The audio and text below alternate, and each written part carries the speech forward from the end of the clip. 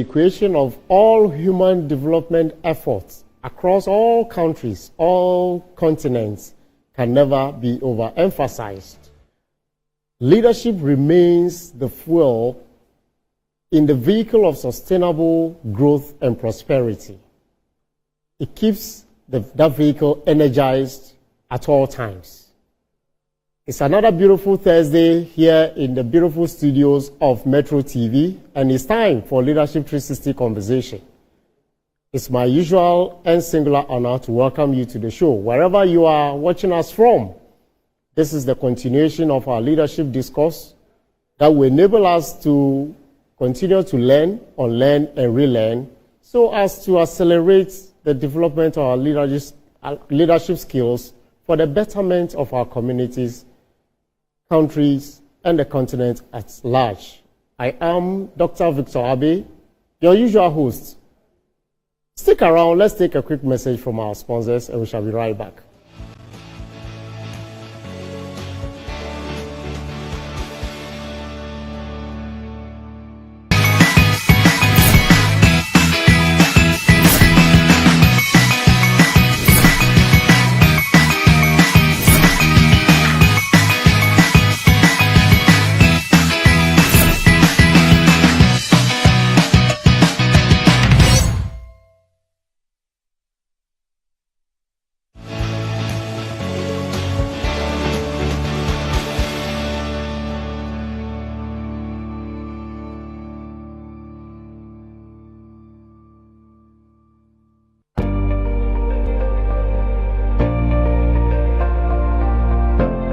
I promise on my honor to be a better leader every day, faithful and loyal to my country, organization, and fellow team members, countrymen and women. I pledge myself to remain true to the core values of integrity and self-discipline through my daily choices and actions. My mind is alert, focused at all times. I shall show respect to everyone always and every time. I remain a better leader and team player always. So I pledge.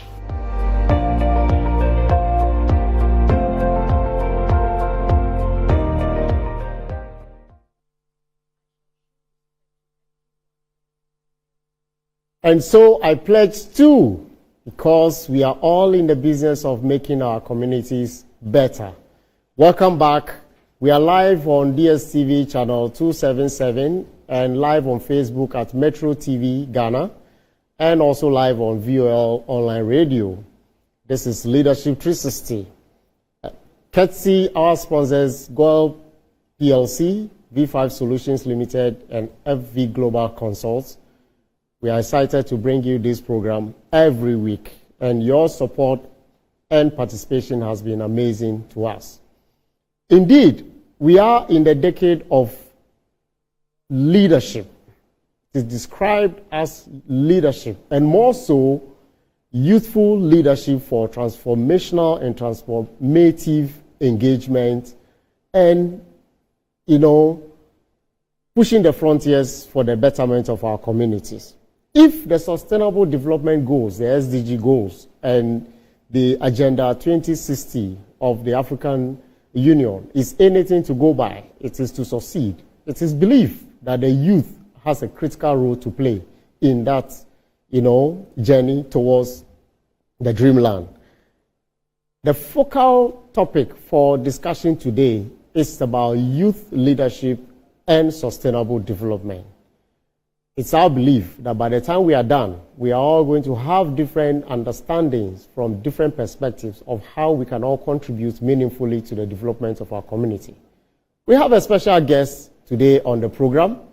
He's a passionate person who is so much obsessed with youth development in Africa. He has done this for several years. He is somebody who is well-schooled. He has a Master of Arts degree in Communication Studies and Bachelor of Arts in Political Science and Sociology from University of Ghana. And he has been in the business of youth leadership, a fellow of the Young African Leaders Initiative and Regional Leadership Center, West Africa. the President of African Chamber for Youth Development and the Managing Director of Koforidua Clinic in Ghana. Cherished viewers and audience, it's my honor to welcome our guest for today, Mr. John Appiah.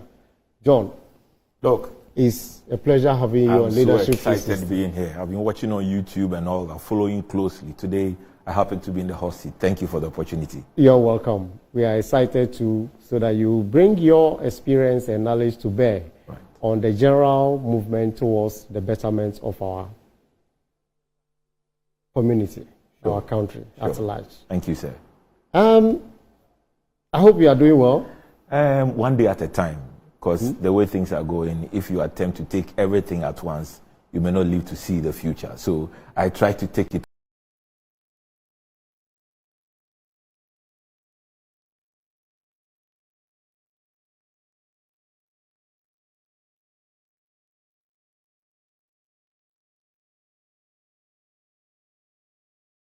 Discussion. That's right. So I'm going to read out some statistics concerning the youth in Ghana and Africa. All right. So Ghana's population can best be described as rapidly urbanizing. And a lot of these people who inhabit the urban centers are youthful.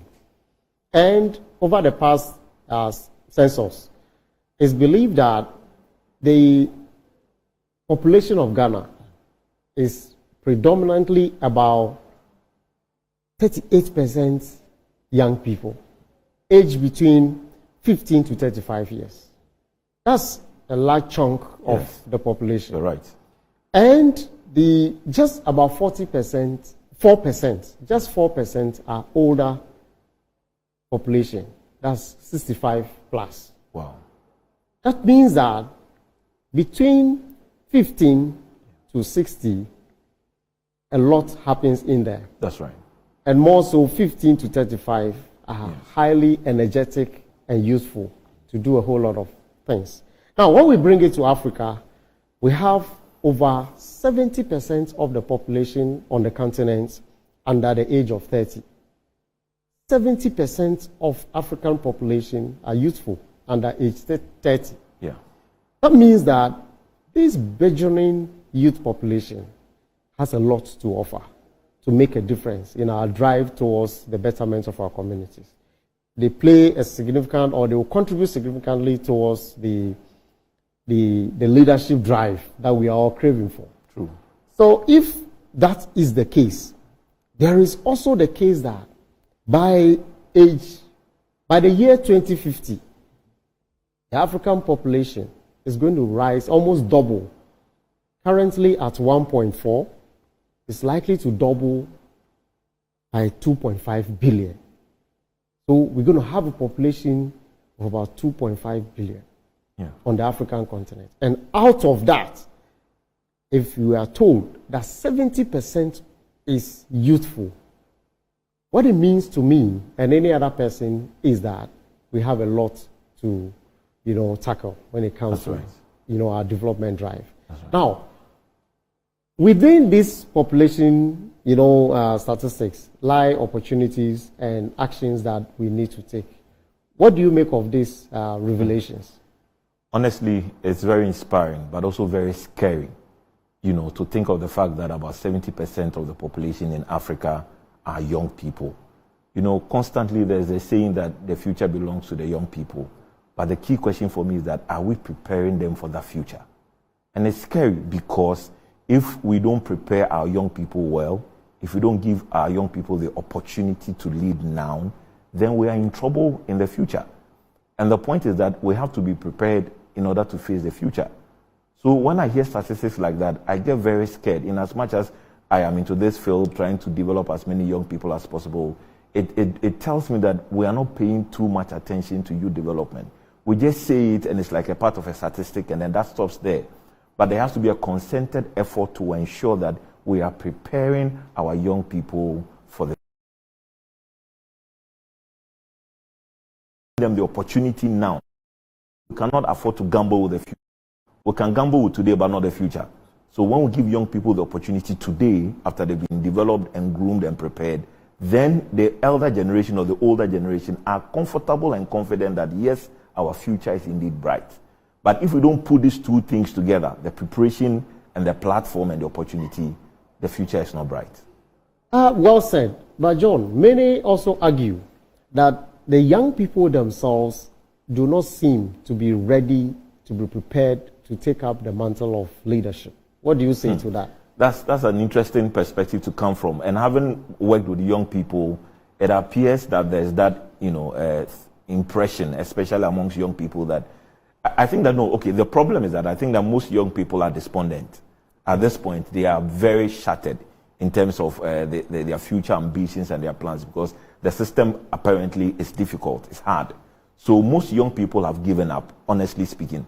Because can you imagine somebody to have graduated from school over the past 5 years, the person has never gotten the opportunity to work. So at that stage, there's a lot of despondency, discouragement, disillusionment, and that is killing the drive for young people. And young people will thrive on the drive to do something with ourselves. But if you keep knocking and hitting and nothing happens, you give up on yourself. That is why it appears that most young people are not ready. And let me give you a typical example. We keep saying that sometimes our young people are not ready, but sometimes it's because we're not ready to give them the opportunity. And for those that are even given the opportunity, it is sort of extremely micromanaged to the point that the person fails. And when that happens, it becomes a precedent, and everybody assumes that when young people take the floor, they take the opportunity, they flop. All right? So I agree with you to a certain large extent. I think that is because of the disillusionment in the system. A lot of young people have dreams, they have ambitions, but if you're not able to put yourself together and gather enough confidence in yourself, you may give up on yourself. At the point where you're giving up, that is where it appears that we are not prepared, because people are not ready to do anything else, because they've done almost everything and it appears that nothing is working. Okay, so yes, you have taken the angle where you feel that opportunities are not given to young people. Yeah. Even when they are given those opportunities, they are micromanaged and all that. Exactly. So are you by that saying that capacity to lead exists within these young people? Yes, I'm very convinced that capacity to lead. How? In which way? So, right after graduation from school, let's bring it up to the tertiary level, all right? Young people have the mindset that we are going to lead, we are going into the future, we are the people that's going to drive the future of the organizations and the businesses that we see around and all the organizations we have around. So innately, or something deep inside of every young person, is that drive to lead. That drive not only to be at the forefront, but wherever the person finds himself or herself, the person is willing to contribute to the progress and development of that society or that setting. But unfortunately, right after graduation from school, that is where, in my opinion, the despondency sets in and kills the drive for leadership. So just not to cut you short, yes, sir. Don't you think that to some extent they do not intentionally learn about the realities on the ground when it comes to leadership, yes, occupying leadership roles? Yes. Many argue that within the educational system, these young people are not really taken through the rudiments of leadership. Exactly. So they have subject-based knowledge, yes, but not in leadership. Yes. What about that? You see, and that is a point where the older generation have a big role to play, because it is like the syllabus or whatever it's used to teach. It is set before we even get into the university.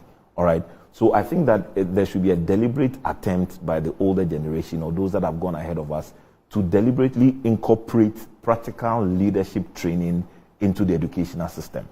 And we need to psych the minds of the young people at school that it's not just about your degree or your certificate. There's a leadership mindset you need in order to excel at everything that you do. But unfortunately, I've been through the system. I didn't have that kind of understanding when I was in the university, for example. I was just thinking about graduating, doing my national service, and getting a job. Right. But if there's a conscious effort to inculcate leadership into young people, responsibility into young people, it will make a great difference. And there's a point where I think that academia and industry will have to work together to let this thing happen. Because honestly, if industry doesn't help in raising the right crop of people to work, then they are disadvantaged, because the vacancies will exist, but there will not be qualified enough people to fill those vacancies. So I think that it is high time the corporate organizations, the businesses, even the political systems, the governmental institutions make it a point that beyond just giving the young people education, there's a conscious effort to inculcate into them a sense of leadership, a sense of responsibility, and a sense of patriotism. Because honestly, a lot of people have given up on Ghana. And I'm sure you know when you interact with a lot of young people, they are aspiring to leave the shores of Ghana.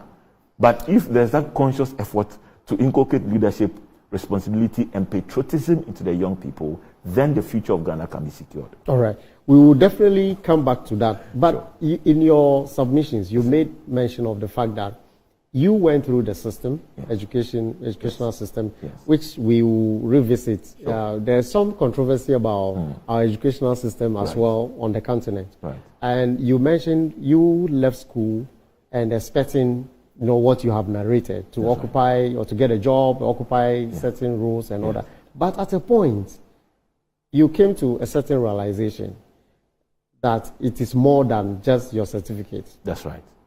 What did you do? That's a tough one. And I'll be very honest and plain with you. For some of us, because of where we're coming from, we sort of had that, premonition or that intuition that if we just concentrate on our academic credentials, we may not be able to amount to anything. Okay. And at a very early age, I got that understanding that, look, over several thousands of people will graduate probably with the same degree that I have, probably with the same qualification that I have. So there should be something unique that should set me apart. So honestly, whilst I was in school, I was into a lot of extracurricular activities because things like public speaking skills, you can't get it in the lecture room. Okay. You have to make a conscious effort to learn and to practice. You need to volunteer, put yourself out there, make the effort to look beyond just what your lecturers will teach you. Go to seminars, be part of such engagement. For me, I discovered very early that that was an important thing that I needed to do in order to change my own prospects for the future. And a lot of young people don't have that perception. That's why I'm aggressively working to help them, together with people like you, help them to understand that, look, your destiny is in your hands. Because if you keep thinking that it's in the hands of your parents, in the hands of the older generation and all that, you'll be very much disadvantaged because the older generation have their own things that they are dealing with.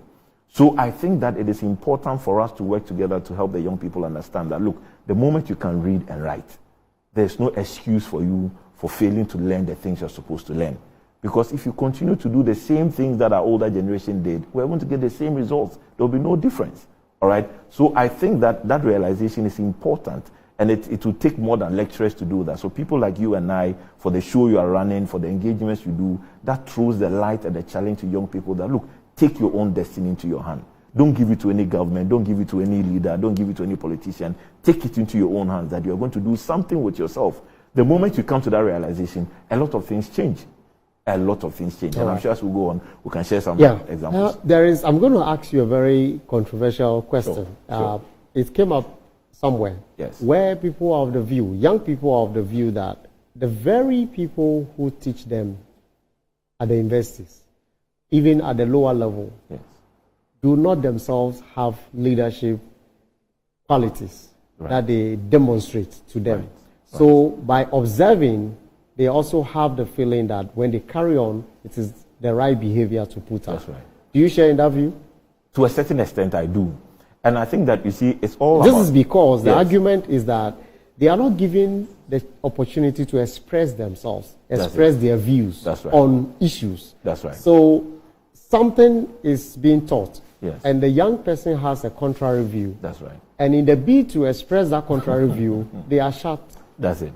So you see, I do a bit of human capital development, and recruitment is a very critical part of getting the right people to do things. Hitherto, the whole idea is that get your certifications and your degree, you qualify to be a lecturer in the university.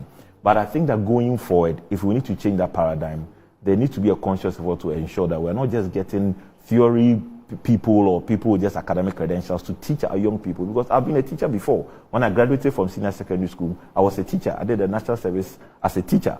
And some of the students I've engaged with or I helped in those days always tell me that they are glad they met me. Why are they so happy about it? Because I was more than just looking at just the academic qualification. I was very tuned at finding ways of inculcating essential life skills into the engagement with them that will give them the very big prospects or great prospects for the future. So if we need to change that paradigm, it has to start with the recruitment of our lecturers and our teachers in the various schools. And you and I will agree that some people go into teaching because it appears that there's nothing to be done. And the only way around is to go into teaching. So some of them are just there waiting for the end of month salary, and therefore they are not even concerned about the people they are teaching. Look, something as basic as emotional intelligence. It's a very important thing that a teacher needs to understand, appreciate, and utilize. But all of us are about 2 squared times 5 is equal to 4. And that's it. It ends the class. You're not even reading the non-verbal cues from your students to ascertain whether or not they are getting what you are trying to say or not. And that notion that if you're a teacher, you shut everybody up. Nobody talks contrary to what I'm saying. If you dare challenge me, you're a disobedient person. These things intimidate our young people to the point that now when they are into the world, there's that cloud of intimidation around them. And they are unable to take initiatives and express themselves and do things that they're supposed to do. And that's the difference between an ordinary African child and then somebody that grew up or grows up in the Western world. You realize that they are far more very confident people, very articulate. They are asking their parents questions. Mommy, what happens when A and B come together? What is this? What is that? But in our local setting, maybe sometimes because of the stress and the poverty, we are just shutting our people down and keeping people from expressing themselves. And Doc, it will surprise you beyond the classroom, even in organizations, even in businesses. Yeah, I was coming to that. CEOs don't give the opportunity for other people to express themselves. You are a national service person, you want to challenge me, or you want to bring up an idea that is contrary to what I have in mind. And all those things, I think our clout for respect and for accolades and for things like that, it is rather damaging the system because people are not confident enough to express themselves. You know, so it goes even beyond the classroom. I know it starts from the classroom, but it goes beyond the classroom. So there's a lot of work we need to do to be able to allow people to be themselves, to be able to articulate and express themselves, and to contribute to development. We cannot do it alone. We need all the people we work with and under us and above us and all of us to work together to get things done. Right. So that brings to mind, we have had discussions on this leadership 360 about leadership and culture, leadership and entitlement and all those things. And you are raising the same thing that leaders within organizations must also look at the culture within the organization. That's right. So that they must open up for younger leaders to be able to express themselves or young people to express themselves. That's right. I think that's a profound point and needs to be highlighted. Now, let's go a bit into the corporate space. Yes. Now, in your intro, you mentioned that even when young people are given the opportunity, so let's bring it to the work environment. Sometimes they are intimidated, they are micromanaged. Yes. What can be done differently to change that narrative? Great. So let me use an example to explain to you. You know, for some international organizations, they have a structured system to raise leaders. So the moment you get into the organization, there's a well thought through plan to help you grow and prepare you for leadership. If you compare it to most of our local organizations, Charlie, nobody cares about you. You have to work your way to the top. But in those structured organizations where there's a clear plan that in the next 5 years we're envisaging that they're going to be they have a succession plan. They have a succession plan, one, and then they start giving you opportunity at the very lower levels. So you work in a department, you are asked to work closely with the head of department, and the head of department is not fixated with his or her job.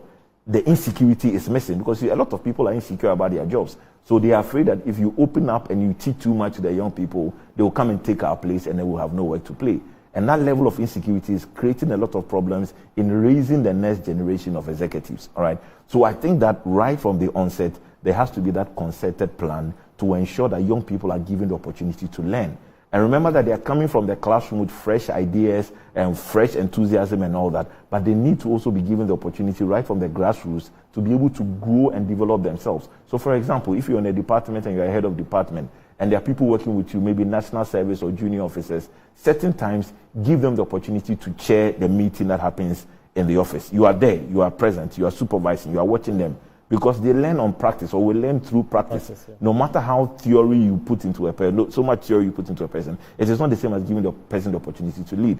And I think that because of the intimidation most of us suffer whilst growing up, we need to find leaders that can appoint, that can point out that Joseph or John or Mr. Abbey or Dr. Abbey, you are doing this tomorrow, get ready for it. Because there are some people that will never take the initiative. They'll never volunteer. They'll never volunteer, but they are good. So you see, leadership is about also identifying potentials. So it will take a good leader to identify the potentials amongst the people they are working with, and then they can train, they can develop.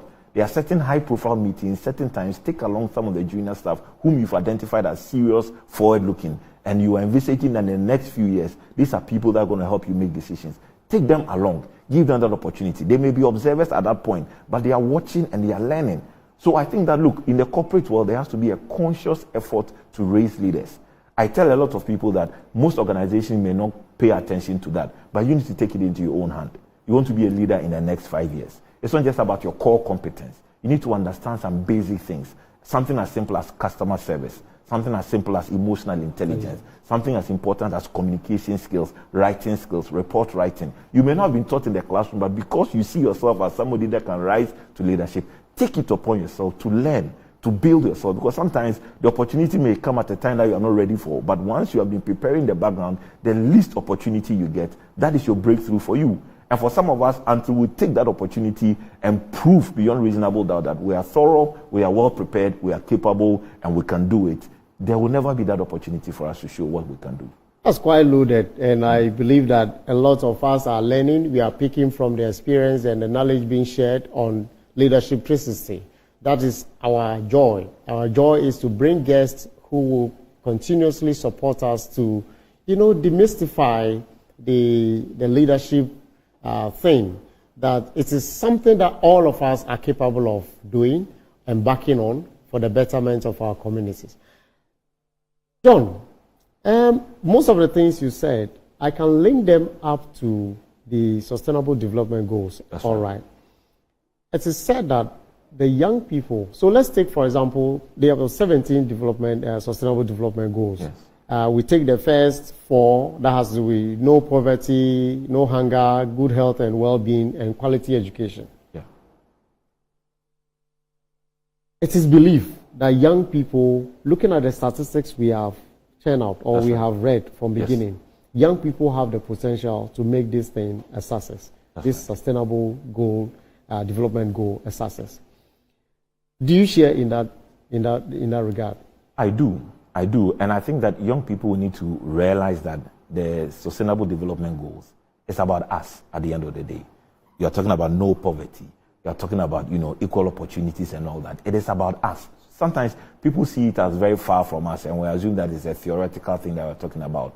But as long as young people are able to grasp the fact that this is about our future, because if we are working towards no hunger, we are working towards creating equal opportunity for people and stuff like quality education and all that. We need to personalize it so that we can put ourselves in the place where we can contribute to the achievement of some of these things.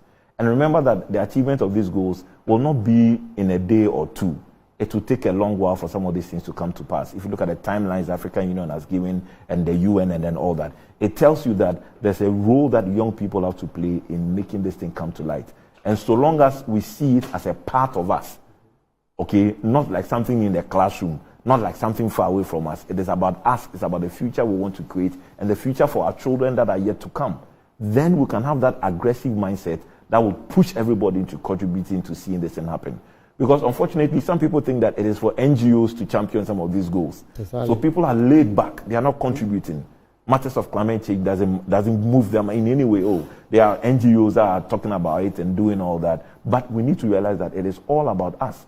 If things don't go according to the plan, we will all be greatly affected. For the older generation, they may have some few years ahead of them and they are gone, but we'll be left alone to face the impact of some of these things. So I think that we need to start drawing young people's attention to the fact that, look, the SDGs, it's not just isolated for conferences and meetings and placards. They are practical things that we need to play our part to see them come to pass. So, for example, when we take no poverty and no hunger, yes, it has to do with economic empowerment. That's right. How can young people contribute to that economic empowerment? Very good. So for me, the key things about practical things, very down-to-earth things that everybody can play a part of. If you don't work, you'll go hungry. So with that in mind, it empowers you to find something to do with yourself. Because no matter what, there may be abundance of food, but if you don't have the wherewithal to purchase or to buy or to have access to it, you will die of hunger. All right. So that's one. Number 2, poverty. we have seen the impact that poverty has done. Sometimes I tell people that we don't need to watch TV to know the impact of poverty. Some of us grew up in the environment and we understand because of the lack of money to even buy something as common as paracetamol or a painkiller, a lot of people, have died. I work in a clinic. Sometimes you find people, a common disease like malaria that can be treated and taken care of. People will stay home and wait until it gets to the very serious point and they are now rushing to hospital. Even at the hospital level, people don't have the funds to pay. I know the health insurance is doing very well, but at the point in time, because of the lack of resources, people face health issues and health problems. So young people right from the onset need to understand that if they are to contribute to these things coming to pass, it is an individual decision you need to take. Hunger, poverty.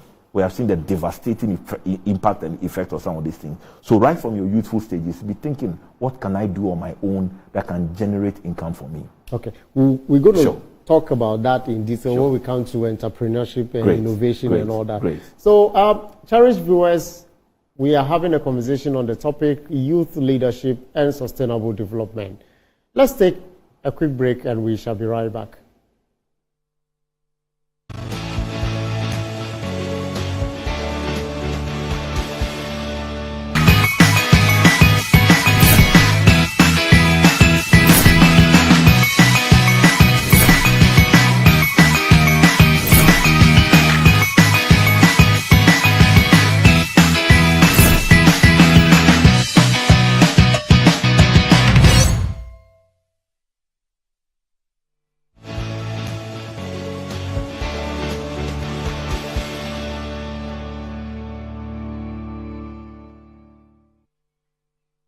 Welcome back.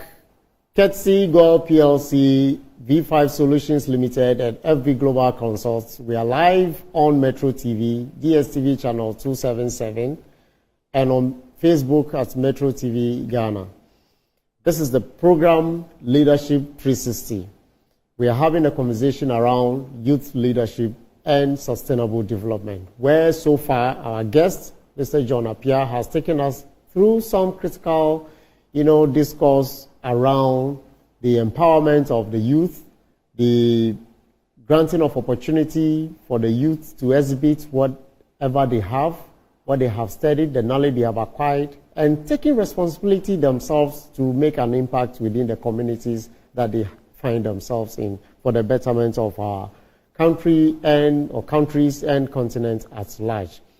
John. Yes, sir. Before the break, we were talking about the taking responsibility, taking some initiative that dovetails into entrepreneurship and innovation. That's right. Now, when you look at the space, it is also, statistics has also indicated that Africa is the hub for the next development phase of the world. That's right. And technology comes handy. That's right. Now, with young people, a generation from the millennials to the Gen Zs, what do you think, or what can the young people avail themselves, to in terms of making a difference? That's right. Economic difference. Great. I think that for us as young people, technology is on our side. Matters of artificial intelligence, robotics, science, and then computer and technology. These are things that we need to harness to be able to make the best out of the situations that we find ourselves in.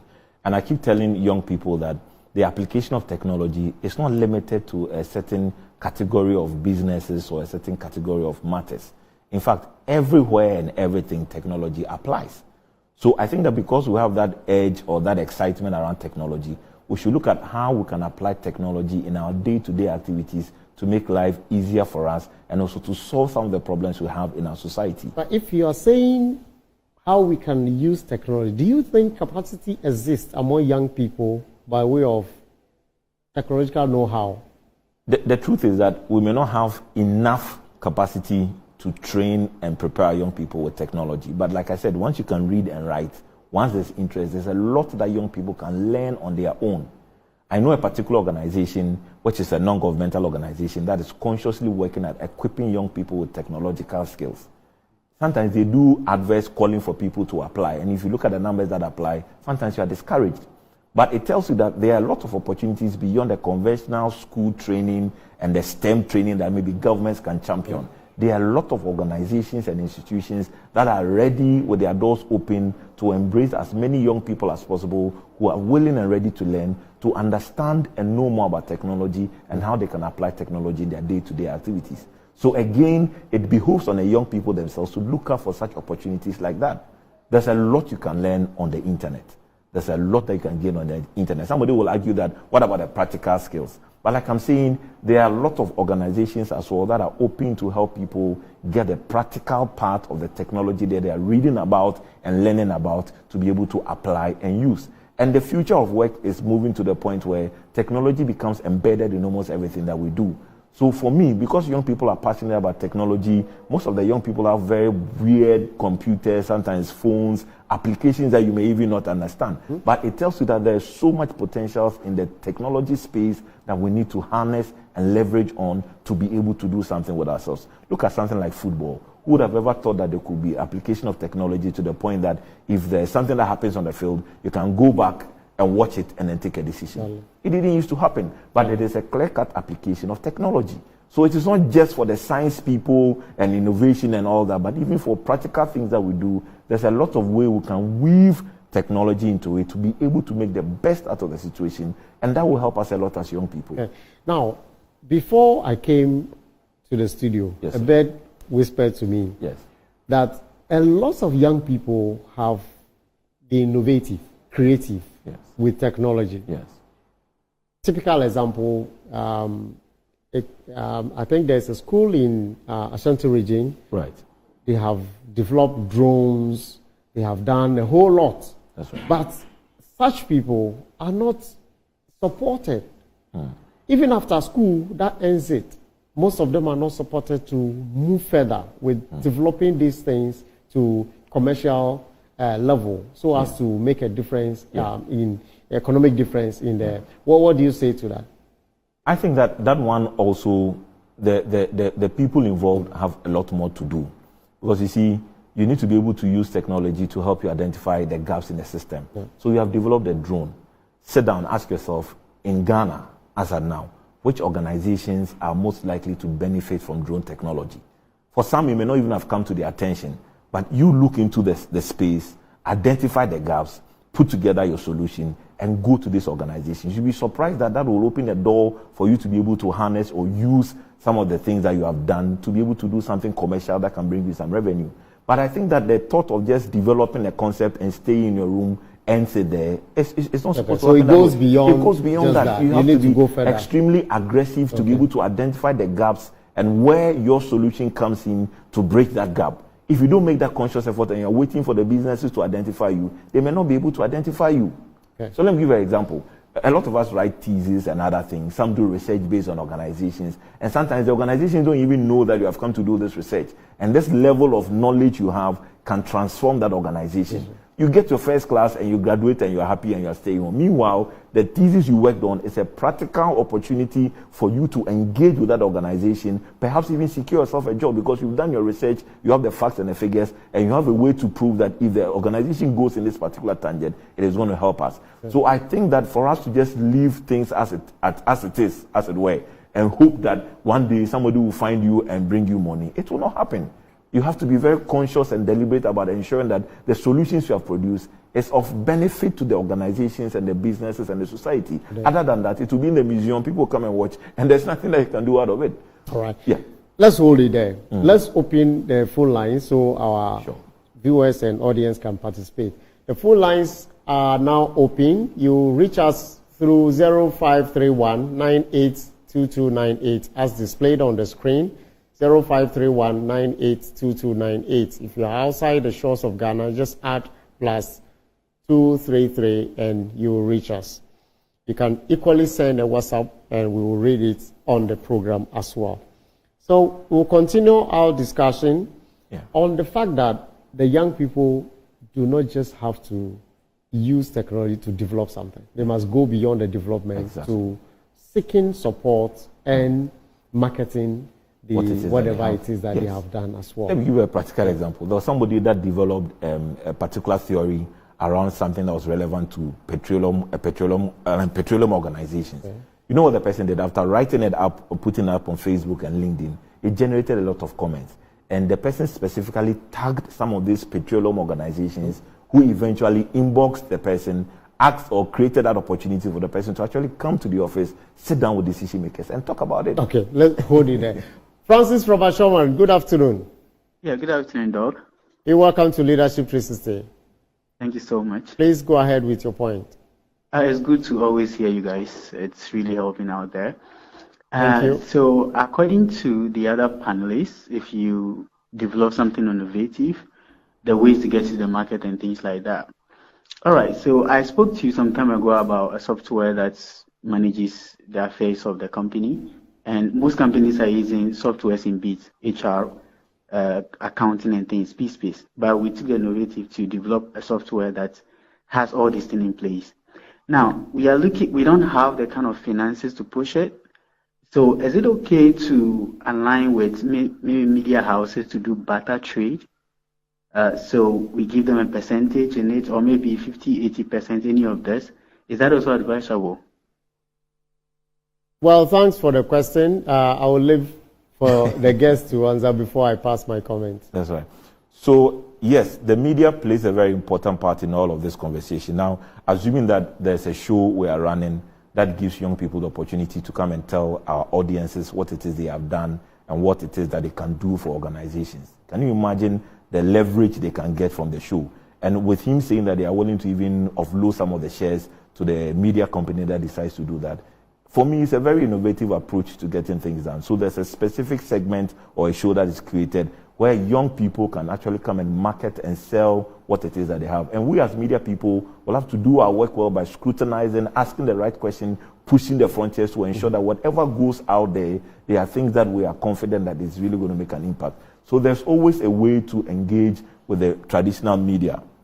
Again, social media exists for our own good. Maybe you may not get a space in the traditional media, but you can leverage on the power of social media, and there's so much more you can do. Okay. Mohammed from Tamale, good afternoon. Good afternoon. How are you, Doctor? I am fine, thank you. As usual, welcome to Leadership 360. Yes, as usual. Today I'm also very happy that you are dealing with the youth. Okay. And the youth, the reason why I'm happy is that I'm a teacher. And then as a teacher, we know that your rest at an old age, or your enjoyment on your old age, depends on how useful you use your useful years to prepare for your future, for your aged life. Why am I saying so? The useful stage is a dangerous stage. Because it's a dangerous stage because if you don't properly train the youth, then the future of the nation is also in danger. Because with the youthful age, that's where people, at the youthful age, you are you absorb things quickly. You can absorb technology very fast. And then if your absorption is a wrong absorption, then it will also be negative in your old age.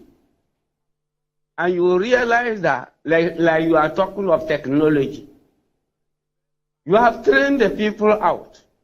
The people came out with the skills, but they cannot apply the skills. Or they apply the skill wrongly. I'm a carpenter. I learned how to prepare doors, but survival is the first. Survival is the first. If I cannot get food to eat, definitely my skill in technology, in my carpentry, will mean that I know how to break the door, and I can easily become a thief. All right. And that is wrong technology. So that is why I'm saying that the youth, currently, Ghana, we are in danger. Because in danger in the sense that 70%, if 70% of Africans are youth, and then 70%, and that larger percentage of those people are unemployed. are we not in danger? That is the reason. Thank you very much. That's the reason why we continuously roll out this program for all of us to share ideas for the betterment of our community. Your contribution, as usual, every week is very much, cherished. So we thank you again. The youth are the future of the continent, and we need to focus on them. Now, John, you were making a point that the younger people need to, also appreciate the fact that they hold the key to their own future. You're right. Now, what will be your commentary or advice or suggestion to the older generation by way of intentional approach, be it policy or practical, intentional approach to training and grooming the younger generation to take up you mentioned a few of them. Yes. If you can. Yes. I think that one, it's important. First, let me address the young people, because sometimes in our engagement with the older generation, we make it look like it's a competition with them. Okay. And that we are eager to move them out of the seat to go and take our seats. But we need to understand that it's a collaborative effort. It is not everything you may get in the classroom, but especially for those in the corporate and business world and even the field of entrepreneurship, there's a lot we can learn from our entrepreneurs and our business leaders that have gone ahead of us. So that mindset will have to be correct. It's a collaborative approach to ensuring development. Two, the older generation also need to understand that there's no need to feel insecure about themselves. Because sometimes the fear and thought is that if you pass on all the knowledge and information to the young person you are training, the person will come and then approach you, in quotes, and then the person takes over from you. And even if you notice apprentice and master's relationship, there are particular skills that the master will keep to his chest until death. Because the moment, some young people too sometimes are over ambitious and over exuberant, and they are making it difficult for some of these older generation people to pass on knowledge to us. Because just a few keys you have access to, you are in charge. Okay, you hold it there. We have Samuel on the line. Good afternoon, Samuel. Good afternoon, sir. Welcome to Leadership 360. Thank you. I'm privileged this afternoon. Please go ahead with your point. Okay. I'm calling to congratulate my brother. It's a long time I lost his contact, but today I'm privileged to see him delivering on Metro TV. My name is Samuel Appiah. During our youthful days, they used to call me Kofi SY at Old Estate, Mr. Pond's place. So, Kofi, God bless you for the good work. Your call has been... All right. Thank you very much, Samuel. Leadership 360, no matter where you are, once we identify you as a resource, we'll bring you on board. And everybody will smoke you out of your hiding place to come and share knowledge with us. So, one of my people growing up, and there's also the power of networking, so we need to plug into networks. Now, Samir has connected. Okay. I'll go back, find his number, and engage with him. I come from Koforidua, Old Estate. Okay, so, just hold it. Okay, sure. Ebenezer from Accra, good afternoon. Yeah, good afternoon, please. Please, you are welcome, and make your points, please. Okay, thank you very much. Hello, Ebenezer. All right, I guess we have lost Ebenezer. Please go on with So the second point I was making was that the older generation will need to have that confidence that at the end of the day, whatever skill or knowledge that they will pass on to the younger generation, we are not going to use that against them and therefore take them out of the system, because they are thinking about also their security. Because in pension, in old age, when you can't do anything, you need the young people around you to continue to support you. So time is flying so fast. Right. John, that's what happens on this show. And our cherished viewers always wonder how time flies so. That's right. But, there's one critical point that we have here. In all this, a very key denominator for all our discussions has to do with a code that we believe that when leaders subscribe to, it will pave way for greater things, the sustainable development of our community. So let's take a quick look at our Leadership 360 honor code, and when we are back, we will wrap up the program. I hope that you watch, share the link with your friends, with your colleagues. Let's spread the news so that all of us will learn, unlearn, and relearn to accelerate the development of our leadership skills for the betterment of our society at large. See